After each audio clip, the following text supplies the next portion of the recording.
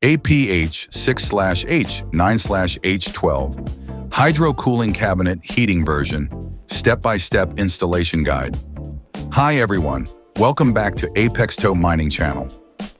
Now that you've received your hydro cooling heating cabinet, heating version, the installation steps for the AP-H6, AP-H9, and AP-H12 are the same. It's simple and straightforward, so let's go through it step by step. Step 1. Connecting the hydro cabinet to the dry cooler.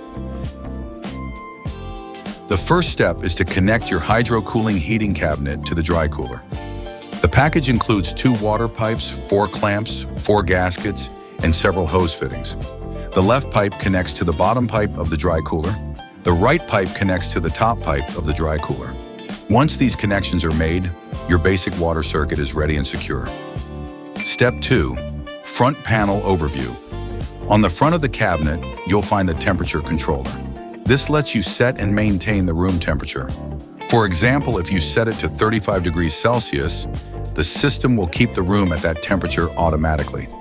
Below the controller are the heating and heat recovery pipes, which connect to your floor heating system. The left pipe is the return, where water flows back to the cabinet. The right pipe is the inlet, where water flows into the system. Once the floor heating is connected, let's take a look at how the heat recovery works. The left pipe sends hot water out to the bottom inlet of the dry cooler. The top pipe of the dry cooler then returns cooled water back to the right side inlet pipe of the cabinet. Step 3. Controller and power connection. On the front of the cabinet, you'll find the controller panel. Main breaker. This is the master power switch for the cabinet. The cover on top of the main breaker can be opened, allowing you to connect the main power cable from here. Connect 3 live wires and 1 neutral wire as shown. The fan inverter adjusts the fan speed to keep the heat steady. Just open the box on the dry cooler, connect the wires U1, V1, W1, and make sure the fan spins upward so it works correctly. Place your hand on top of the fan to feel the airflow. If the air blows upward, it's working normally. If it blows downward, just swap any 2 wires until the fan spins upward. Independent miner switches. Each miner has its own switch for easy control. External circulation pump. Switch controls the water pump for the heating system. Internal circulation pump switch. Controls the water pump for the miner's internal circulation. Important. If the pump spins backward, swap the middle wire with the left or right wire to fix the direction. Make sure to check the arrow on the pump to confirm the flow is correct. Step 4. Filling water and releasing air. Before turning on the pumps, make sure the water tank is full. The dry cooler requires about 50 liters of liquid, so keep the tank topped up. When the system starts circulating, you need to release any trapped air. Open the exhaust valve on the dry cooler. Loosen the inner screw slightly until water drips slowly. This ensures all air is released and circulation works properly.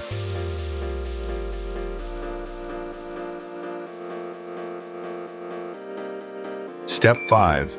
Back of the cabinet and miner connections. At the back of the cabinet, you'll see the slots for the miners. At the top is the network switch. Each miner comes with a water cooling power cable and a network cable. At the bottom are the 2 water pumps. Make sure the arrows on the pumps match the correct flow direction. The white control module automatically adjusts the water temperature, keeping your room heating stable while extra heat is released through the dry cooler. Step 6. Water inlet and outlet valves.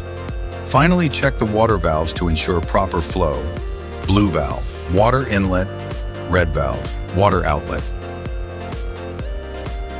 This makes it easy to tell supply and return apart, ensuring the system runs smoothly.